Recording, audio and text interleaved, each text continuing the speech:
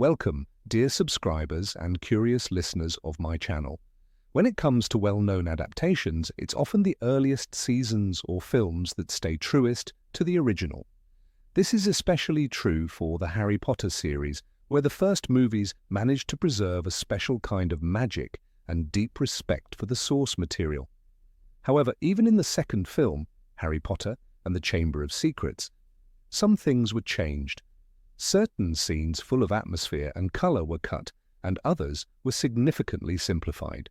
Today, we'll take a closer look at the most important and simply fascinating moments that were either left out or altered in the movie.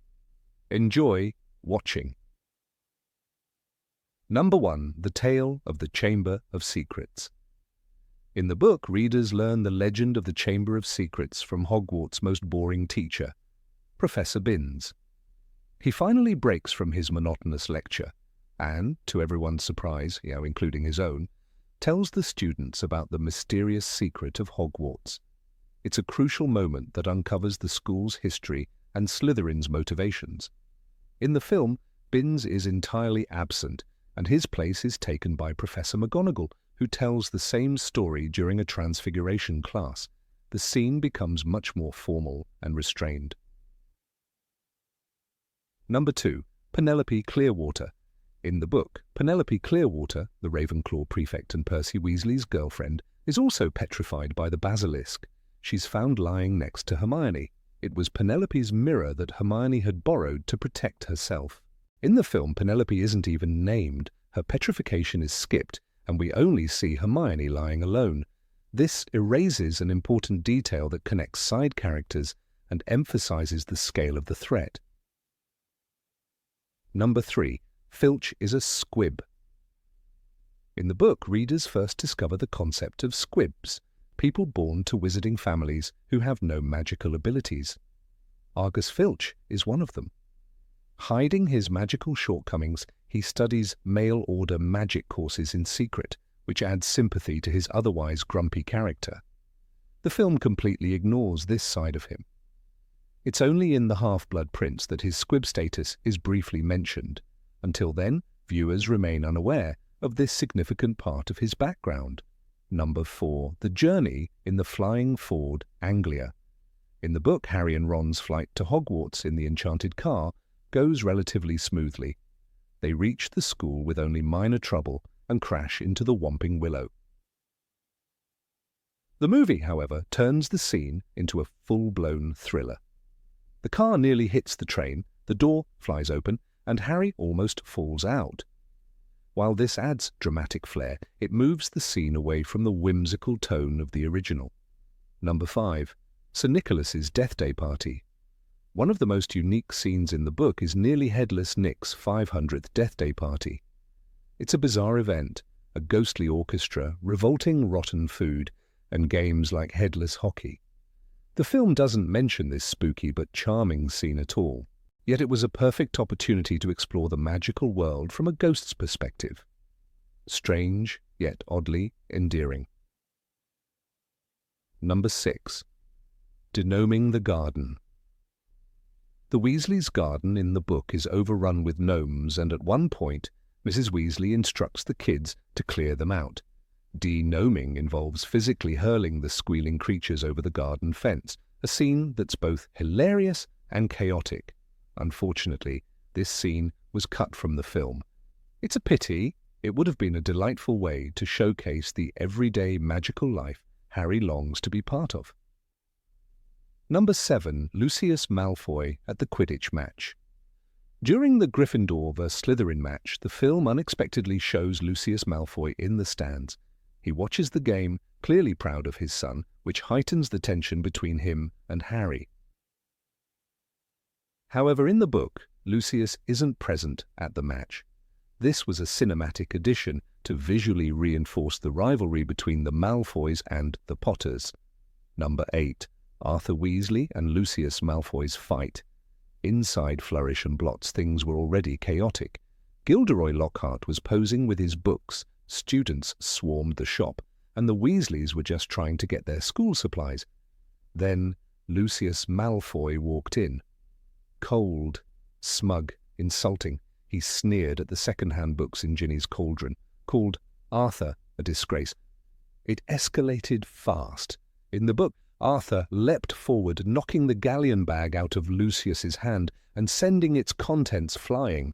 Wands forgotten, they went at each other with fists, right there, in front of everyone. It was messy and loud. Mrs. Weasley shrieked. Hagrid had to pull them apart. Malfoy's hair was mussed. Arthur had a bleeding lip. The crowd gawked. It wasn't just a fight. It was personal. Years of tension boiled over in seconds. Arthur didn't just hate Malfoy's politics. He hated how Lucius looked at his family, like they were dirt. A very touching scene, Malfoy said, brushing off his robes. But the damage was done, not just to the shop, but to the pride of both men. The movie skips all of it. No fists, no chaos, just cold glares and tense words. But without the fight, we miss a spark. Arthur Weasley, usually gentle, kind, almost goofy, shows his fire. Lucius, polished and cruel, finally gets pushed.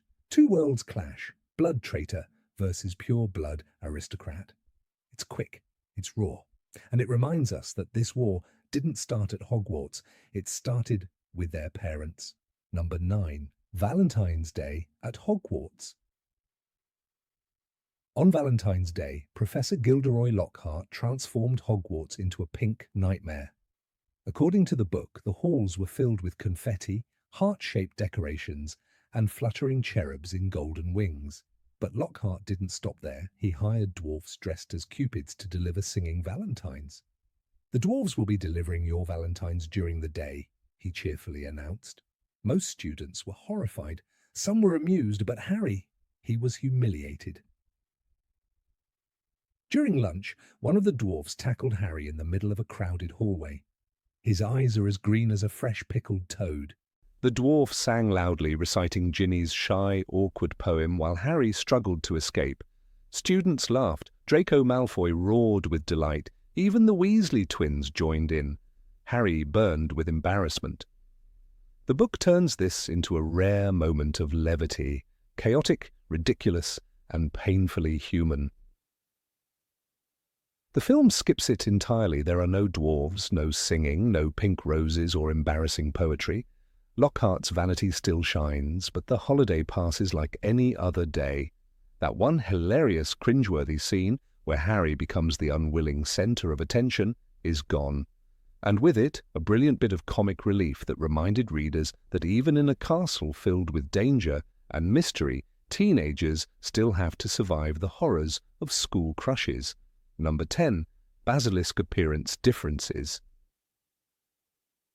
The basilisk in the book is not just terrifying, it's dazzling. When Harry faces it beneath Hogwarts, he sees more than a snake. Its eyes were as yellow as a cat's and as large as traffic lights. Its scales shine bright green, described as almost metallic. It glides through the chamber with a hiss that echoes like death. Every detail is sharp, blinding. The creature is meant to be unnatural, ancient, a monster born of legend, not biology. In the film, the basilisk looks different, still deadly, still massive, but its colours are muted. Its scales are dull grey-green, like a crocodile lurking in shadows. Its eyes, while dangerous, don't glow with that same lamp-like intensity. On screen, it slithers like a giant anaconda, more realistic, less magical. It fits the dark tones of the chamber, but it doesn't burn itself into memory the way the book's basilisk does. The magic of the book lies in its contrast. A creature that is both beautiful and horrific. Rowling gives it grandeur. You can feel the cold air ripple as it moves, see the shine of its body reflect the torchlight. The visual is hypnotic, and that makes it scarier. Harry isn't just fighting a snake, he's fighting something ancient and enchanted, something made by dark magic, not nature. The film trades mystery for menace. It wants us to believe the basilisk could exist. But in doing so, it loses part of what makes the scene unforgettable. A glowing-eyed serpent, gliding like emerald fire through stone, turns into a movie monster. Effective, yes, but missing the eerie beauty that made the book's version truly mythic. Number 11. Dumbledore's nightgown. When the danger ends and the Chamber of Secrets is behind them, Harry, Ron and Ginny are brought to Professor McGonagall's office. Moments later, Dumbledore bursts in, alive, relieved, and wearing something completely ridiculous. He was wearing a long, woolly dressing gown and a nightcap that hung down to his knees. It's a rare moment of silliness for the wise old headmaster. The book doesn't hide it. In fact, it makes him more human, more real. Dumbledore isn't just a symbol, he's a person who was clearly pulled out of bed in a rush. The film skips that part. Dumbledore enters looking as regal as ever, wrapped in his usual majestic robes. There's no mention of pyjamas, no comically tall nightcap, no hint that he, too, might sleep like everyone else. The scene becomes formal, clean, but it loses a spark of humour and warmth that J.K. Rowling slipped in with care. It's not about mocking him, it's about showing that even the greatest wizard in the world can look a bit ridiculous in the middle of the night. This small detail tells us something bigger. Dumbledore isn't concerned with appearances, he doesn't stop to change, he doesn't care how silly he looks when someone needs him. That woolly nightgown is proof. He ran, he hurried, and when he arrives, the first thing he does is praise Harry and comfort Ginny. It's all heart, no ego. "You were brilliant," he says to Harry, and he says it looking like a grandfather who forgot to brush his hair. The movie kept the message but polished away the personality, the laugh, the surprise, the reminder that Dumbledore, for all his greatness, is still just a man who sleeps in fuzzy slippers and dashes through castle corridors when his students are in danger. The book made us smile with it. The film missed the chance. Number 12. Ron's broken wand. Ron's wand didn't just malfunction, it turned every spell into a disaster. After crashing the flying car into the Whomping Willow, his wand snapped in two. In the book, he tries to fix it with spello tape. It doesn't work. The wand let off a feeble whistling noise, Rowling writes, then exploded with a bang. Every charm backfires, every class becomes a gamble. Ron isn't just frustrated, he's humiliated. In the dueling club, the failure becomes unforgettable. Ron steps up to face Draco Malfoy, wand in hand, cheeks flushed with determination, but when he tries the Eat Slugs curse, the wand spits the spell back. Ron drops to the ground, groaning, as a stream of slimy slugs erupts from his mouth. 10 large fat green slugs, the book says. It's disgusting, it's hilarious, and it's very Ron. In the film, the moment is shown, but the lead-up, the tension, and the repeated wand failures are missing. The broken wand isn't just a running joke. It shows Ron's vulnerability. He comes from a poor family. He can't just buy a new wand. So he tapes the old one together and hopes for the best. His pride suffers. He gets hurt. He's the boy with hand-me-down robes, a pet rat instead of an owl, and a wand that shoots slugs. But he keeps going, and that makes him stronger. The movie trims it down. There's no spello tape, no classroom mishaps, no build-up to the duel disaster. Ron's wand troubles are treated like a one-off gag, but in the book, they follow him from start to finish, shaping how we see him. Not just as comic relief, but as someone brave enough to face danger with a wand that might blow up in his hand. Number 13. The Sorting Hat's Song. The Sorting Hat doesn't just sort, it sings in the book Chamber of Secrets. As the Great Hall fills with candlelight and chatter, the Sorting Hat breaks the silence with a brand new song. It's not just for show, it explains the founding of Hogwarts, the values of each house, and why sorting matters. You might belong in Gryffindor, where dwell the brave at heart. The verses go on, tailored each year, rich with history and warnings. This moment pulls readers deeper into the world. It's not a hat, it's a storyteller, a guardian of tradition. In the film, that tradition is cut. The hat says nothing. Students walk up, names are called, the sorting happens silently, efficiently, but the soul of the moment is missing. First years aren't introduced to the ideals of their houses. They aren't reminded, as the book reminds them, that though brave and clever and loyal and wise, all four houses must unite or else the school will fall. That message about unity is crucial, especially in a book where division and fear begin to grow. Dumbledore allows the hat to sing each year because the song changes with the times. It warns, it reflects.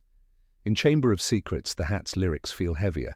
There's a sense that Hogwarts is in danger, the past is stirring. Salazar Slytherin's ghost seems to haunt the words. For students like Hermione and Neville, hearing the song means knowing the weight of the house they're in. For Harry, it's a reminder that the Sorting Hat once nearly placed him in Slytherin. Without the song, the films lose that nuance. The Sorting Hat becomes a prop, not a voice. There's no sense of legacy, no whisper from the founders, just quick decisions, a missed opportunity. The sorting ceremony could have set the emotional tone for the whole school year, but instead it passes like any other scene, stripped of the magic that made the books unforgettable. Number 14. Tom Riddle's Living Diary. When Harry first opens Tom Riddle's diary in the book, he doesn't just see a memory, he falls into it. One moment he's in Moaning Myrtle's bathroom. The next, he's standing in a shadowy corridor, watching a 16-year-old Tom Riddle question Hagrid about a mysterious creature. The book describes it vividly. Harry suddenly found himself flat on his back, looking up at the high ceiling of a dimly lit corridor. He isn't an observer. He's a silent witness, walking through the past, hearing voices, feeling the cold stone beneath him. The diary doesn't just show him history, it drags him into it. The film version treats the diary more like a projector. When Harry writes in it, the ink vanishes and a scene fades into view. He watches, floating in a white void as Tom Riddle recounts events. But the depth is gone. The eerie sensation of losing control, of being pulled through time by something sentient, is missing.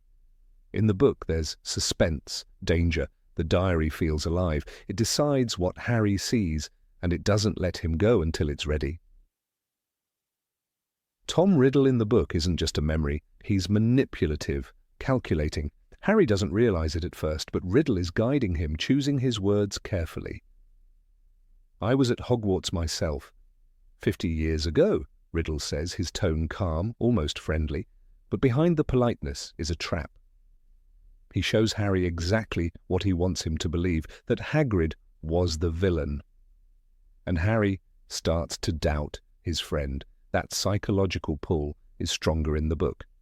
The diary wants Harry's trust, and it nearly gets it. By the time Harry escapes the memory, he's shaken, not just by what he saw, but by how real it felt, how easily he'd been drawn in. In the film, this moment is over in seconds, but in the book, it lingers. The diary isn't just a magical object, it's a doorway, a whispering voice in the dark. And even after Harry closes it, the question remains, who is Tom Riddle really? The answer, as readers soon discover, is far more terrifying than the film lets on. Number 15, Ginny's Struggle. Ginny Weasley's presence in Harry Potter and the Chamber of Secrets is a ghost of its true form when translated from page to screen. In the film, she barely whispers through the narrative, a red-haired shadow lurking in the background of scenes dominated by Harry, Ron, and Hermione. Her terror, her confusion, and most of all her possession by the Dark Lord through the cursed diary of Tom Riddle are almost entirely concealed. The movie, while visually rich and thrilling, glazes over the haunting, emotional unraveling that J.K. Rowling so carefully embedded in Ginny's character arc. It's not until the climax, when Harry discovers her motionless in the chamber, that viewers are even reminded she exists, let alone that she has been at the epicenter of the school's horror. In the book, Ginny is not a mysterious victim revealed at the final moment. She is a slowly fading ember, dimming page by page as her soul is drained by the diary. Her descent begins subtly but steadily. Readers notice her becoming withdrawn, her cheerfulness replaced with pallor, and silence. She trembles often, blushes too deeply, and avoids Harry's gaze with a fear that transcends simple schoolgirl affection. Mrs. Weasley remarks upon it during her letters. Percy notes that she is not eating. Fred and George tease her less. Her innocence is not just being corrupted, it is being dismantled, one entry at a time. There is a quiet horror in reading how Ginny confides in a diary, hoping to sort through her feelings in a world that is big and confusing and lonely. She is a first-year student in a school full of legends, overshadowed by her brothers, frightened of her new surroundings, and enamored with Harry Potter. She turns to the diary for comfort, unaware that it is a parasite. Rowling paints this emotional bond vividly. "I suppose it's my fault I talk to you at all, really. You're the only one who's ever listened." That line is not just exposition. It is the root of her possession. She hands over her thoughts, her pain, her identity to Tom Riddle, without realizing the danger. And he listens, he encourages her, he builds trust like a predator in the dark. This emotional grooming is entirely absent from the film. The diary appears, Harry picks it up, and Tom Riddle becomes a villain without a face until he reveals himself. Ginny's torment is cut out of the narrative, and with it goes the emotional stakes. In the book, when she disappears, it is not just a plot device, it is the final stage of a tragedy that has been quietly unfolding. The reader knows what is happening long before Harry does. There is dread when Ginny panics at seeing the diary in Harry's hands, and when it goes missing, the implication is clear. She is trapped in a war she never signed up for. Ginny's handwriting is found in places she doesn't remember. Feathers are soaked in ink she didn't use. She forgets moments of time. "I think I'm going mad," she whispers to herself in the book. That line, though simple, is filled with the weight of fear and isolation. Rowling doesn't shout these moments, she lets them simmer. The diary is a slow poison, and Ginny is the patient who never realized she was sick until the fever nearly killed her. Her sleep is disturbed. She wakes covered in sweat. Her schoolwork deteriorates. No one notices, or perhaps they do, but dismiss it as adjustment difficulties. The film chooses to focus its attention on more visual spectacles, the duels, the spiders, the snakes, leaving Ginny's narrative as an unfinished sketch. It's an artistic decision, but one that sacrifices a deeply human storyline. The cost of removing her internal collapse is the loss of emotional complexity. When Harry finds her lying still in the chamber, the impact is dulled. She is a stranger to the viewer. Her plight is told rather than felt. In the book, the moment Harry sees her in the chamber is powerful, not only because she may be dead, but because the reader has walked the long corridor of her suffering. Her body is cold and her life force nearly extinguished. Tom Riddle stands there, smiling, not triumphant in murder, but in domination. "She poured out her soul to me," he boasts. "I grew stronger on a diet of her deepest fears, her darkest secrets." It's not just a battle between good and evil, it's a revelation of how easily trust can be weaponized, especially in the hands of those who prey on vulnerability. The story of Ginny and the diary is a parable of innocence manipulated. She wasn't merely cursed, she was seduced, emotionally and spiritually. Tom Riddle did not force her to write in the diary. She came willingly, seeking friendship and comfort. That choice makes her tragedy more potent because it echoes a real danger children face in the world, the lure of being heard. Rowling created a narrative that warns readers not just of magic and monsters, but of being deceived by attention that feels kind but carries poison. Number 16, Dumbledore's office scene. The corridor outside the headmaster's office was hushed, heavy with a strange stillness that seemed to seep into the stone walls of Hogwarts itself.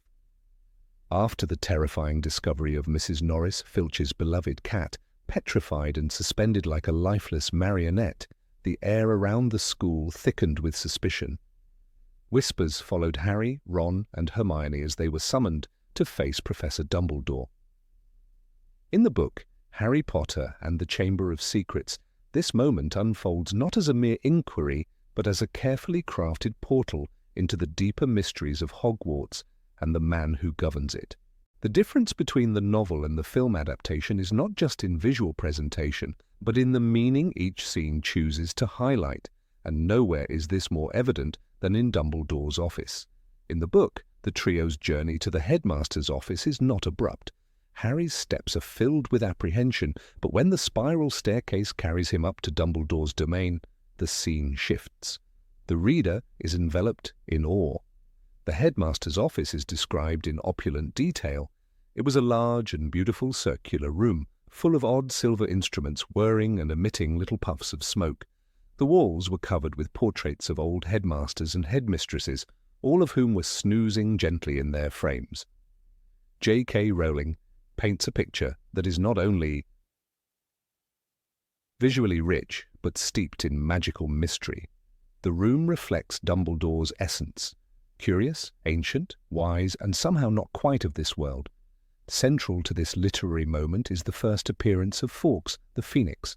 Perched in a corner, the creature is in the process of immolation, looking very ill.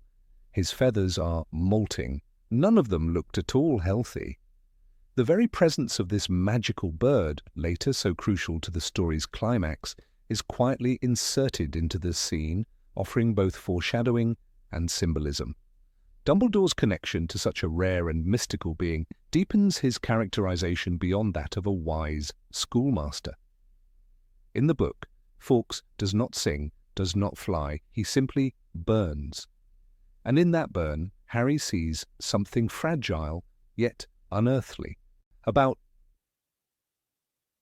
time he had a burning day, Dumbledore remarks casually, revealing his comfort with both mystery and death, a trait that defines his arc throughout the series. The film, however, moves swiftly through this encounter. Dumbledore's office appears grand, yes, but its magical essence is muted. The silver instruments, the snoozing portraits, and the billowing smoke all are present, yet they serve more as a backdrop than as characters in their own right. Fawkes does appear, bursting into flames in a sudden, almost theatrical moment, but the emotional context surrounding the Phoenix is left unexplored. For viewers unfamiliar with the lore, the burning bird feels like an oddity, not a symbol. The moment is played with a touch of humour, drawing Ron's shock and Filch's outrage, but missing the quiet awe and philosophical undertone of Rowling's narrative. In the book, Dumbledore's demeanour during this scene is soft but unsettlingly precise. He does not accuse, nor does he reassure too strongly. He listens.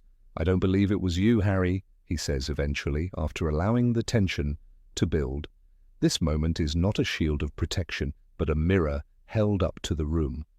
Everyone is watching, especially the paintings. Dumbledore's silence carries more weight than any loud confrontation. He offers no answers, but the office itself seems alive with unspoken thoughts. Harry senses he's being measured, not only by Dumbledore, but by the very space around him. In the film adaptation, this emotional tension is largely flattened. The setting feels less like a sanctum and more like an ordinary study with high ceilings. The lighting is dark, somber, and the conversation moves quickly. There's less of a sense that the office itself is a participant in the scene. The portraits don't stir, the instruments don't whisper. Fawkes's burning is a plot device, not an emotional echo. Dumbledore, played with authority and gentleness, doesn't allow silence to hang in the air the way the book does. It's a briefing, not an initiation into deeper mysteries. Rowling's choice to set this pivotal scene in such a magical, animated space is deliberate. Harry is being drawn into the ancient heartbeat of Hogwarts, and the headmaster's office represents a crossroads of past, present, and future. The sleeping portraits aren't merely decorations, they represent institutional memory. The odd instruments aren't just props, they symbolize Dumbledore's obsession with understanding the world through unorthodox methods. This is a place where wisdom is curated like treasure. In this room, Harry senses not only power, but responsibility. None of this subtle layering fully translates into the cinematic version. Even the pacing betrays the depth of the source material. In the book, time seems to slow. There is room for Harry to feel fear, for Ron to glance nervously at Fawkes, for the tension with Snape to simmer just below the surface. The film, constrained by time and plot efficiency, brushes past these emotional textures. The richness of the office is suggested rather than embodied. We see, but we do not feel. Another crucial absence in the film is Harry's internal reaction to Dumbledore's presence. In the book, there's a reverence that borders on spiritual. Dumbledore is not just a wise man, he is a keeper of riddles, a figure of mythical calm. The detail that the Phoenix's tears have healing power is not delivered yet, but the symbolism is clear. In Dumbledore's world, even destruction is a cycle of beauty. The scene is not meant to reassure, it is meant to disturb gently, to unsettle the reader's sense of safety and hint that greater forces are at work. This scene also establishes a foundational truth about Dumbledore's leadership. He trusts his instincts more than evidence. He sees Harry not as a suspect, but as a bearer of a deeper burden. His faith in Harry is intuitive and unspoken. In the book, this is expressed not through declarations, but through stillness. He doesn't rush to defend Harry to Filch, nor does he explain himself. He simply watches. This quiet trust carries enormous weight in the coming chapters. Number 17, Meeting Aragog. The Forbidden Forest was never a place of comfort, but in the pages of Harry Potter and the Chamber of Secrets, its menace becomes something deeply tangible. As Harry and Ron venture into the shadowed woods under a curtain of cold rain and whispers of danger, the scene in the book builds with a deliberate, suffocating tension. Every step away from the castle is a step into primal darkness, into the heart of something older and wilder than Hogwarts itself. The film captures the spectacle, the uncanny enormity of the spiders, and the grotesque awe of Aragog's lair. But the emotional tension, the fear, the inner war waging in Harry's chest is trimmed away for cinematic ease.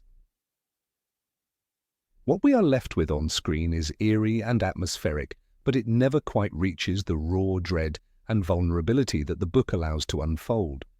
J.K. Rowling crafts this chapter with haunting precision. Harry does not just walk into a forest, he walks into myth, into childhood fears given monstrous flesh. The scene begins with Fang, Hagrid's boarhound, whimpering at their feet, reluctant to go further.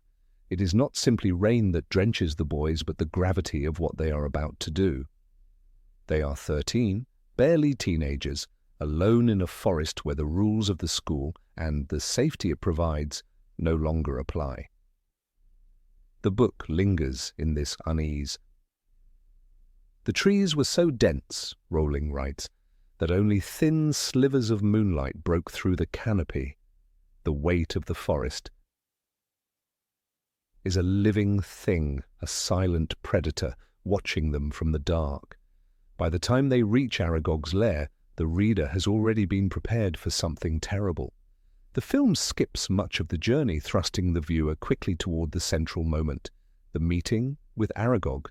But in the book, the tension is cumulative. The rustling leaves, the sight of spiders the size of saucers darting through underbrush, the eerie silence broken by the creaking of unseen branches, all of it works to create a growing sense of horror. Harry's heart pounds, not just because of what he might find, but because the forest seems to close around them like a trap. The fear is not just visual, it is spiritual, primal. We are reminded again and again that this place is not for humans. When they finally meet Aragog, the film presents him as grotesque and majestic. His massive body emerges from the cave's darkness, his many legs moving with unsettling grace.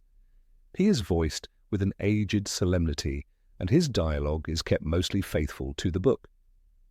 But the real difference lies in how the book frames this interaction, through Harry's inner terror, through his realization that language and logic may not save them here. Rowling writes, Harry's mouth was suddenly dry. He didn't know what he had expected, but it wasn't this.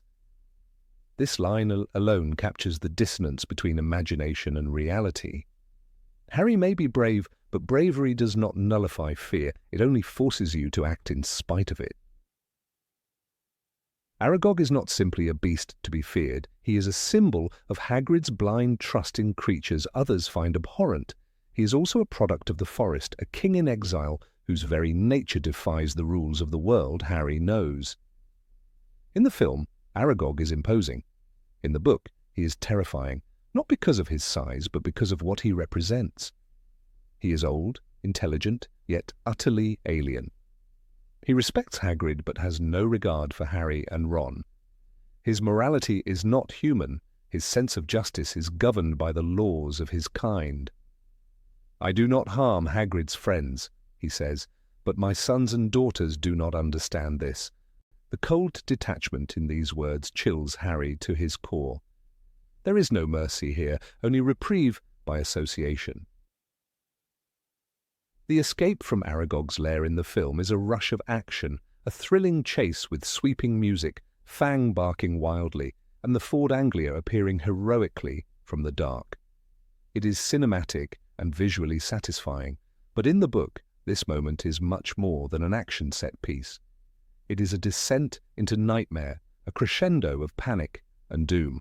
Rowling describes the mass of spiders closing in, their hairy legs rustling like dry leaves. Harry knows they will not make it. He knows they are going to die. Every sentence tightens the noose. The car was nowhere in sight, Rowling writes. They were surrounded. The clicking of pincers was louder than ever. It is this moment, this utter helplessness, that the film can't quite replicate. The terror is not just about death, but about being consumed, about being erased in the dark. The Ford Anglia's arrival in the book is not merely timely, it is miraculous. It is as though the forest itself, recognizing its own cruelty, chooses to spare them. The car has taken on a life of its own, gone feral, and now acts as their unexpected savior. In the film, this feels convenient, a handy device to end the scene. In the book, it is a deus ex machina wrapped in mystery. The car's headlights slice through the darkness like a beacon, its doors flung open as if beckoning them to salvation. Rowling makes the moment feel earned, even magical. The mechanical becomes mythic. The audience, like the boys, is offered a breath of relief, but only after being dragged to the edge of hopelessness. One of the most noticeable differences between book and film lies in the way Harry processes the information Aragog provides. In the book, Harry is not simply relieved to be alive, he is frustrated, desperate for answers. Aragog denies any involvement with the deaths at Hogwarts, insisting that the monster of the chamber is something that even spiders fear. "We do not speak of it," he says. This refusal only deepens the mystery. For Harry, it is a clue wrapped in a riddle. The sense of dread does not subside with their escape. It grows, for now he knows that the true monster is still free, and far worse than anything he just saw. Number 18, Harry being accused. In the dimly lit corridors of Hogwarts, whispers travelled faster than magic itself. By the time Harry Potter reached his second year, he was no longer just the boy who lived, but something far more dangerous in the eyes of his classmates, something unknown, something feared. The weight of that suspicion crept in like fog, thick and suffocating. The book, Harry Potter and the Chamber of Secrets, captures this descent into social isolation with unnerving accuracy. The film, while visually enchanting, brushes past this psychological torment with a mere nod, depriving viewers of a core emotional thread that binds Harry's inner world to the unravelling mystery. When Harry first hears the strange serpentine voice inside the castle walls, the moment is not merely eerie, it is isolating. In the book, the voice slithers its way into Harry's mind during a detention with Professor Lockhart, whispering about blood and murder. "Kill, kill, time to kill." These words are not just ominous, they mark the beginning of Harry's growing alienation. In a school full of magical students, none but Harry can hear this voice, and that difference begins to matter. It becomes the fulcrum of fear and mistrust. In the film, the moment is unsettling but fleeting. The camera lingers on Harry's face. His expression is one of confusion, but the internal terror is never given room to bloom. In Rowling's novel, this slow-burning dread gains momentum as students begin to suffer attacks. When Mrs. Norris is found petrified, and the walls of Hogwarts scream, "Enemies of the air, beware," suspicion begins to fester. The book vividly describes how, in the days following the attack, Harry feels an invisible curtain descend between him and his classmates. They glance at him from behind bookshelves, whisper in corners, and pause when he enters the room. Even Ron and Hermione, though loyal, seem unsure of what exactly is happening. A profound silence surrounds Harry, not the comforting silence of solitude, but the kind that hisses of judgment. In the film, this shift is acknowledged but lacks force. One or two scenes show students stepping back or staring, but there is no sustained atmosphere of dread. The hallways are never cold with fear, and Harry never looks truly alone. The book captures this fear with a chilling clarity. Harry begins to dread going to classes, to walking alone, to speaking up. When Justin Finch Fletchley is attacked, and Harry is discovered near the scene, standing beside a frozen Justin and a hissing snake, the accusations come fast and vicious. The book details the horrified reaction of the Hufflepuffs, their suspicion laced with resentment. Even Ernie Macmillan, who once seemed friendly, coldly concludes that Harry is the heir of Slytherin. "Everyone knows you speak Parseltongue," he says, convinced that this dark gift must mean something evil. In the film, this revelation is handled quickly, with a brief display of unease during a dueling club demonstration, but the terror Harry feels after being labelled a Parselmouth and the immediate recoil of his classmates are never allowed to simmer on screen. This difference is not trivial. It alters the emotional architecture of the story. In the book, Harry's identity begins to fracture. He questions his place in Gryffindor. He wonders aloud if the Sorting Hat had been right to suggest Slytherin. He lies awake, tormented by the idea that something dark and ancient might be living inside him. "I'm not sure I'm not the heir," he confesses to himself, the seeds of doubt taking root. His internal crisis, woven delicately through Rowling's narrative, adds layers to the story's tension. The film, however, never lets us see these cracks form. Harry seems troubled but never tormented.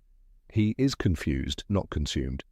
As a result, the audience misses the most haunting part of this chapter, Harry's fear that he might be the monster he's trying to find.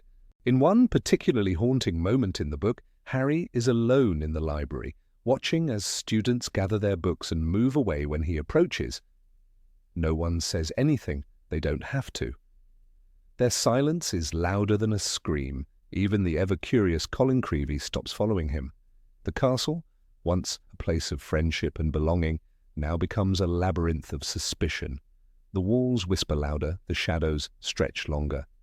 In the film, this emotional landscape is never fully painted. The isolation feels shallow, as if only hinted at before the plot rushes forward. Perhaps the most heart-wrenching aspect of Harry's isolation is how it affects his trust in others. In the book, he begins to withhold his fears even from Ron and Hermione. He's afraid they'll see him differently, that even they will begin to believe he's dangerous. The psychological toll of carrying this fear alone is profound. Rowling allows readers to walk beside Harry in this darkness, feeling every stab of self-doubt and paranoia. The film never gives us this privilege. Ron and Hermione remain loyal and concerned, but we don't see Harry struggle to share his burdens. The narrative skips over the emotional hesitation, depriving viewers of one of the most humanizing elements of the story. Even Draco Malfoy's taunts gain new menace in the book. He hurls accusations in the corridors, his voice dripping with faux politeness.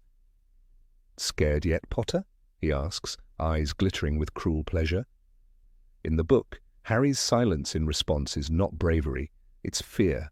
He is too afraid to speak, too unsure of his innocence.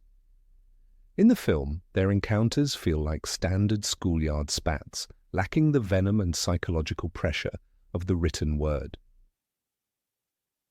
One of the most symbolic details in the book is the way the castle itself seems to turn against Harry. The portraits glare at him. The suits of armour creak with disapproval. The moving staircases never quite take him where he needs to go. Of course, these are metaphors, but Rowling uses them to reinforce a sense of siege. Harry is not just a boy accused, he is a boy haunted by the possibility that the accusations might be true. The film focuses instead on external action, the discovery of another victim, the flash of a duel, the mystery of Tom Riddle's diary. The psychological depth is left untouched. When the attacks continue and more students fall, Harry's world grows even smaller. In the book, his dreams are filled with hissing voices and blood-red corridors. He begins to wonder if he's losing control, if some part of him escapes at night to do these terrible things.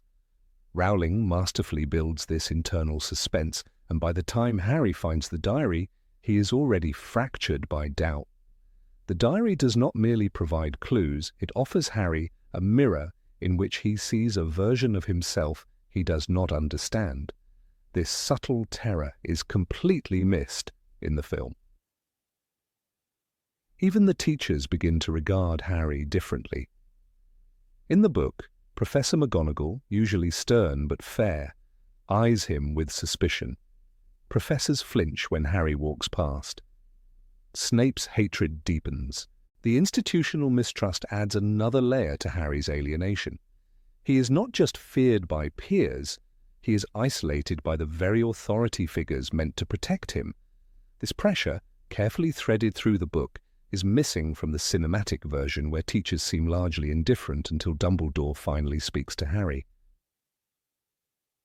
Perhaps the most striking absence in the film is the emotional collapse that nearly happens when Hermione is attacked. In the book, this is a breaking point. Hermione, his anchor, the one person who always believes in logic and evidence, is now silent and petrified. Harry walks beside her frozen form, holding back tears.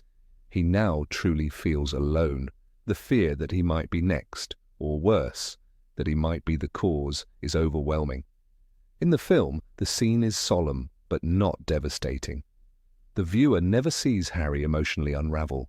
The weight of loneliness is never allowed to crash upon him. The book does not simply accuse Harry, it puts him on trial in the court of public opinion. Every hallway is a courtroom, every stare is a verdict, every silence is a sentence.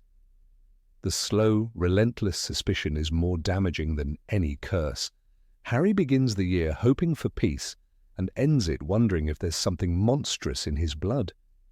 This arc of self-doubt, so powerful in the book, is skimmed over in the film. The story becomes less about Harry's struggle with identity and more about solving a magical mystery. This difference matters. The book is not merely a tale of a secret chamber and a hidden monster. It is the story of a boy who learns that being different is dangerous, even among friends. It is the story of how fear twists perception, how isolation breaks the strongest spirit. By softening this emotional journey, the film loses a vital piece of Harry's character. He is not just a hero fighting a snake. He is a child fighting doubt, mistrust, and the terrifying possibility that he might not be who he thought he was. The true horror of the Chamber of Secrets is not the Basilisk. It is the silence of 1,000 eyes watching, judging, accusing. That silence, so palpable in the pages, never quite makes it to the screen. Number 19, hiding in the vanishing cabinet. When Harry Potter tumbled out of the fireplace into the dark, musty interior of Borgin and Burke's, the reader was thrust into one of the most mysterious and foreboding corners of the wizarding world. It was not the warm welcome to Diagon Alley he had hoped for. Instead, he landed in the heart of Knockturn Alley, a district shrouded in shadow and saturated with sinister intent. J.K. Rowling used this moment to deepen the lore of the series, subtly foreshadowing dark elements that would not fully unfold until years later. In the book Harry Potter and the Chamber of Secrets, this scene carried more weight than the film adaptation allowed. The moment when Harry, frightened and desperate not to be seen by Lucius Malfoy, hides inside a large black cabinet in the shop. This brief action introduced a magical object whose significance would stretch far into the narrative's future. The vanishing cabinet, as it is later known, appears unassuming at first. Its presence in the book is quiet, almost fleeting. Harry stumbles upon it not because he seeks it, but because he needs a hiding place.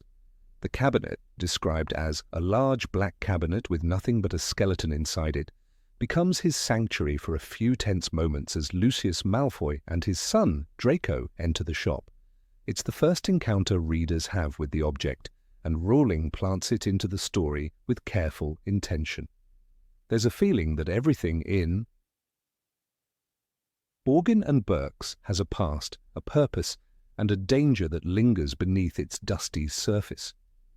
But the cabinet is not merely window dressing. It's a seed, and its growth would be gradual, unexpected, and devastating. In contrast, the film adaptation chose to abbreviate this entire sequence. While Harry does still land in Borgin and Burke's, the film dispenses with the slow tension and foreboding atmosphere. There is no hiding, no eavesdropping, no sense of danger. Instead, the audience is rushed through the shop, deprived of the opportunity to absorb the unsettling artifacts that surround Harry. Crucially, the vanishing cabinet is never identified, never focused on, never even hinted at. A viewer unfamiliar with the books would not register its importance, and the entire moment passes with little consequence. It's a missed opportunity not only for storytelling, but for the kind of layered foreshadowing that gives the books their enduring richness. The cabinet would reappear quietly in Harry Potter and the Half-Blood Prince, but by that point its impact is drawn from those who remember its first appearance in Chamber of Secrets. In the 6th book, Draco Malfoy uses the vanishing cabinet at Hogwarts to smuggle Death Eaters into the castle. But how does he know how it works? Why does he even think of using it? The answer, of course, lies in that small moment in Borgin and Burke's years earlier, when he watched his father converse with Mr. Borgin beside that very object. In the book, Draco is described as examining the cabinet closely as Lucius dismisses many of the shop's other wares. The boy's attention to it is not accidental. Rowling made sure readers saw his interest. That moment, buried beneath more pressing dangers, now reveals itself as a vital narrative thread. This is what makes Rowling's storytelling so compelling. She does not waste details. A skeleton in a cabinet isn't just a spooky image, it's a puzzle piece. By omitting this in the film, the creators inadvertently stripped away part of the architecture that supports the plot of the 6th installment. Draco's plan in Half-Blood Prince feels more abrupt, less grounded in prior logic. For those relying solely on the films, the audience is told he uses the cabinet, but the emotional weight and eerie familiarity are lost without that early seat context. Furthermore, Harry's act of hiding in the cabinet was more than just a survival tactic. It was a moment of forced stillness, of vulnerability in a dangerous place. In the book, he crouches in a black cabinet and listened, heart thudding. The fear was palpable. He couldn't rely on his wand, his friends, or his wits, only on luck and shadows. It was one of the first times the reader saw Harry completely alone in a hostile space. That cabinet became a silent accomplice, shielding him from detection. But in doing so, it left a mark on the narrative. Its silence was not forgetfulness, it was planning. The shop scene also gave us a sharper look at Lucius Malfoy's nature. In the book, Lucius is seen attempting to discreetly sell dark artifacts to Borgin, worried about the Ministry's increasing raids. His cold, aristocratic pride is evident as he handles dangerous magical objects with the familiarity of someone who has long dwelled in dark magic. His son's presence in this environment, watching and absorbing, explains more than a dozen snarled insults or malicious glares at Hogwarts ever could. The scene plants Draco's future allegiance and motivations, setting up his transformation in the 6th book, not as a sudden betrayal, but a slow, bitter evolution. By eliminating this moment from the film, Draco's later actions seem disconnected from earlier experiences. There is no visual memory of his fascination with the cabinet, no tie back to that first moment of temptation. This dilutes the complexity of his character arc. Instead of a boy molded by dark surroundings and parental influence, he becomes simply a plot device, a pawn reacting to orders. The books make it clear he was always more than that. The Vanishing Cabinet was not just a magical artifact, it was a metaphor for Draco's own path, locked, closed, and slowly filling with shadows. Another subtle loss in the film is the eerie presence of the cabinet itself. In the book, Borgin and Burke's is filled with cursed necklaces, hand of glory relics, and blood-stained books. But the cabinet, cold and ominous, stands apart. Its existence implies a magic deeper and older than we yet understand. It doesn't attack, doesn't glow, doesn't speak. It simply waits. That is the terror of it. And when, in Half-Blood Prince, the cabinet becomes a bridge between two worlds, its quiet menace is finally unleashed. Without the earlier encounter, its emergence feels less earned, less tragic. Even the act of hiding in the cabinet could have mirrored the magic it later unleashes. Harry disappears into it for a few moments, just as others will vanish through it permanently. It is a prototype of escape and infiltration, of secrets that move unseen. The irony, of course, is that the object which once protected Harry will later betray the school he defends. These poetic reversals are part of Rowling's literary brilliance, and the films often failed to honour them fully. In cinematic terms, the film had the tools to do it right. The visuals of Borgin and Burke's could have been masterful: dust motes, crooked shelves, flickering candlelight on cursed objects. The cabinet itself, large and foreboding, could have loomed in the corner as Lucius Malfoy spoke. A simple glance from Draco, a slow dolly in on the cabinet's door, a subtle music cue, that would have been enough. No exposition needed. Just visual storytelling at its best. Instead, the scene was truncated, rushed, and robbed of meaning. The absence of this scene not only weakened Draco's arc, but also dulled the impact of the cabinet itself. In Half-Blood Prince, Harry becomes obsessed with figuring out what Draco is doing. If the earlier scene had been preserved in the films, viewers might have shared that suspicion with more clarity. They would have remembered the cabinet. They would have asked questions alongside Harry. That shared curiosity could have built stronger tension, more involvement, but instead the mystery unfolded without foundation. The book also subtly connects the Vanishing Cabinet to themes of choice and consequence. Harry chose to hide, Draco chose to remember. Later, Draco chooses to use. Every choice echoes through time. That's why the details matter. They are not distractions, they are footsteps on a longer path. When that path is broken by cinematic omission, the destination feels less powerful. Finally, the book's version of the scene added texture to the world itself. Borgin and Burke's was not just a dark place. It was a reflection of a hidden current in the magical world, a place where the past waits in boxes, where danger is preserved in glass cases, a place where Harry did not belong, but where Draco felt strangely at home. To skip over this was to flatten the world, to make it smaller. Thus, in the difference between the book and the film, a single moment, a boy hiding in a cabinet, became the difference between storytelling that plants seeds and storytelling that harvests without sowing. The Vanishing Cabinet was more than wood and magic. It was memory, tension, foreshadowing, and fear. And for those who read closely, it was always waiting to be opened. Number 20. The Inkless Diary. When Harry first stumbled upon the battered black diary in the flooded bathroom of Moaning Myrtle, the object bore little promise. Tom Riddle's name was neatly printed on the inside cover, and yet the pages were blank. In J.K. Rowling's book, Harry Potter and the Chamber of Secrets, this moment is not just a discovery, it is the beginning of a quiet horror. The diary's strangeness does not reveal itself at once. Instead, Rowling lets it creep in. Harry, naturally curious, decides to treat the diary like any other and attempts to write in it using a bottle of ink and a quill. He scratches out a question, watches the ink glisten on the page, only for it to vanish without a trace. Confused, he tries again. The same thing happens. And again. And again. This small but unsettling phenomenon sets the stage for the unnatural nature of the diary. It's not simply enchanted, it's absorbing, it's watching. The slow pacing of this discovery is important. Rowling builds suspense the way one builds a fire, gradually feeding it, letting it breathe, until the flames leap on their own. Harry's experiments with the diary are quiet, private, and unnerving. It doesn't answer him at first.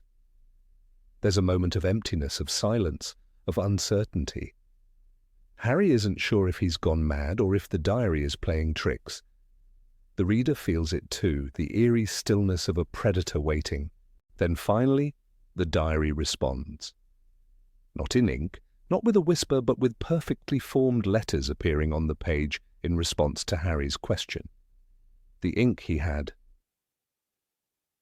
written was gone, but the diary answers in its own eerie script. This delay is crucial. It transforms the diary from an ordinary object into a presence. It doesn't feel like a tool anymore. It feels like something alive. In the film adaptation, this gradual unveiling is lost. When Harry opens the diary and scribbles into it with his quill, the diary responds almost instantly. The ink disappears and Riddle's words begin to write themselves in return. There's no trial, no false attempts, no quiet unease, as Harry questions whether the diary is broken or cursed. The diary in the film behaves more like a magical gadget than a sentient being. It's efficient, streamlined, but it loses the slow-burn dread that made the diary such a sinister object in the book. Rowling took her time. The film hurries, and this shift may seem minor, but it changes the tone of the story. The diary in the book is a character. It lures Harry, slowly gains his trust, responds thoughtfully. Tom Riddle does not introduce himself right away. He plays the long game. He waits until Harry's ready to ask the right questions. That patience is terrifying. The diary wants something, but it's willing to wait. This kind of manipulation is more dangerous because it mimics a human predator. In the film, the diary is closer to a plot device. It appears, functions, and moves the story forward, but it doesn't breathe. In the book, Harry doesn't show the diary to Ron or Hermione right away. He guards it. There's an intimacy to his interaction with it. Like a secret letter or a confessional, the diary becomes something personal. He's fascinated by it, drawn to its mystery. The more he writes, the more it reveals, and when it finally pulls him into a memory, a living, breathing memory, it feels earned. Rowling built tension. The diary's power is not just in what it shows, but in how it shows it. When Harry is pulled into Riddle's memory of the night Hagrid was expelled, the horror is layered. Harry isn't just seeing the past, he's seeing it through the eyes of someone who lies, someone who manipulates truth. That moment matters more because Harry already trusts the diary. By removing the step where Harry tests the diary, the film skips over the moment that makes the diary terrifying. A diary that drinks ink but offers nothing in return is far more chilling than one that reacts predictably. In the book, when Harry first notices the ink vanishing, he isn't thrilled, he's unsettled. He doesn't leap into conversation, he watches, waits. He doesn't even know if he should keep the thing. This tension mirrors the theme of manipulation that runs throughout the story. The diary is Voldemort in disguise, a younger, smoother, more charming version, and just like Voldemort, it gains power by appearing harmless. Tom Riddle, as a memory, is charming, articulate, and precise. In the book, the diary builds up his presence carefully. He becomes a friend to Harry, a confidant, someone who understands the weight of being an outsider, someone who hates the chaos at Hogwarts just as much as Harry does. When Riddle finally reveals his identity as Lord Voldemort, it is not just a twist, it is a betrayal, but in the film this betrayal lands with less impact. Because the diary was never trusted, it was too quick, too mechanical. It didn't earn Harry's belief. The book also emphasizes the diary's sentience. It waits, it chooses when to respond, it speaks in measured sentences, never revealing too much. When Harry writes, "Do you know anything about the Chamber of Secrets?" the diary doesn't shout the answer. It guides him, lures him in, step by step, like a spider with a fly. Rowling uses these exchanges to build character. The diary is not a tool, it's a mask. And through that mask, we glimpse a version of Tom Riddle that is far more disturbing than Voldemort himself. Because Riddle, at 16, is still human, still polite, still manipulative. He plays the role of a hero, blaming Hagrid, feigning concern. In the book, Harry doesn't just see this, he feels it. There is something uniquely terrifying about a villain who pretends to be a victim. The diary embodies this perfectly. It's not just a cursed object, it's a seduction, a test. When Harry finally realizes the truth, that the diary is a trap, it's too late.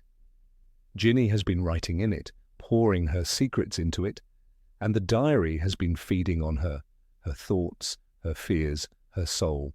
This kind of psychological horror is far more effective because it grows.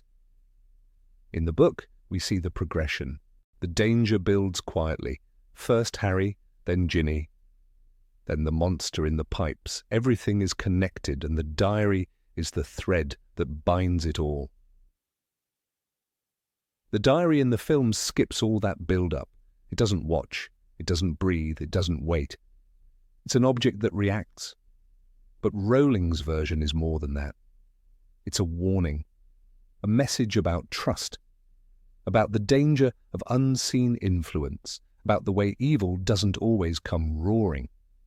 Sometimes it whispers, sometimes it listens, and sometimes it waits for you to speak first. One of the most powerful aspects of the book is that the diary makes Harry doubt. He doubts Hagrid, he doubts Dumbledore, he doubts what he knows. That doubt is planted carefully, not shouted. It works because the diary doesn't lie outright. It offers just enough truth to make the lie believable, and that is how real manipulation works. The film, in its haste, misses that by removing the suspense of the ink disappearing. It removes the diary's mystery. The horror of the diary is in what it withholds, not what it gives. There's a moment in the book that captures this perfectly. When Harry realizes Ginny had been confiding in the diary, he says, "She trusted that thing, and it betrayed her." The emphasis isn't just on the betrayal, it's on the trust. Ginny's pain, her fear, her feelings of isolation, all of it was handed over willingly. That's what the diary needs, willingness. It doesn't force itself. It waits. In the film, Ginny's descent is mentioned, but barely felt. The book lets us see the effect the diary has. The loss of light in her eyes, the exhaustion, the terror, that's what makes it haunting. When Dumbledore later explains what the diary was, he calls it a particularly dangerous object. But even Dumbledore doesn't fully grasp its emotional power. The film, for all its visual brilliance, fails to explore that psychological depth. The missing scene with the disappearing ink may seem trivial, but it is the diary's first breath. It sets the tone. It foreshadows the horror. It tells us this is not just a cursed object, it is a trap. And like all good traps, it waits for you to step inside. Number 21, Snape's suspicion. In the book Harry Potter and the Chamber of Secrets, the potion classroom is far more than a sterile, dungeon-like space filled with steaming cauldrons and vials. It becomes a central arena for suspicion, tension, and the constant battle of wits between Professor Severus Snape and Harry Potter. The thick, musty air of the dungeon seems to whisper secrets, and in the stillness between boiling brews, Snape listens carefully, not just to the hissing of potions, but to murmured conversations, clues, and betrayals. The classroom pulses with an undercurrent of paranoia.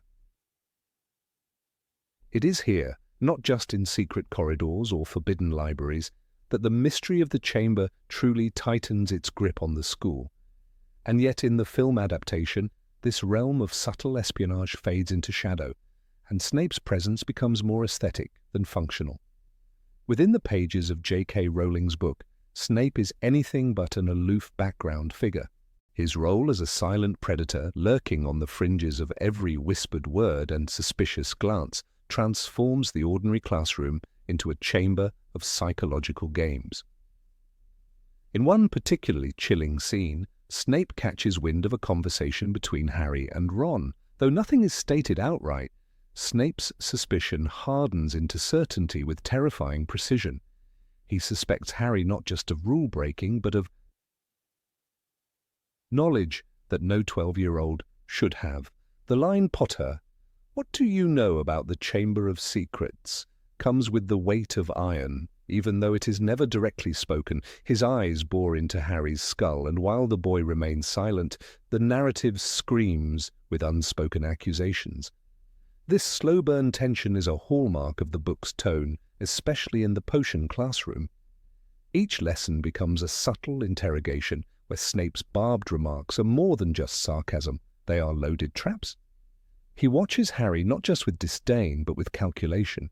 Snape's behavior indicates he suspects Harry knows more than he's letting on, perhaps even harboring secrets about the attacks on Muggle-borns. In the book, Rowling writes, Snape was looking as though the first person he'd like to question under Veritaserum was Harry. This isn't just a throwaway line, it frames Snape as someone deeply involved in the school's crisis, albeit with his own agenda. The film, however, strips away this layered dynamic. Snape's classroom becomes just another scenic location, its deeper narrative purpose discarded. In the movie, the potion classroom is a set piece, stone walls, clinking glass, a few cauldrons bubbling away. There is no hint of the psychological duel taking place between teacher and student. Alan Rickman's portrayal, although deliciously cold and iconic, is given little narrative room to grow. Scenes that should simmer with tension are edited to neutrality. The potion class becomes a transitional scene, not a narrative pivot.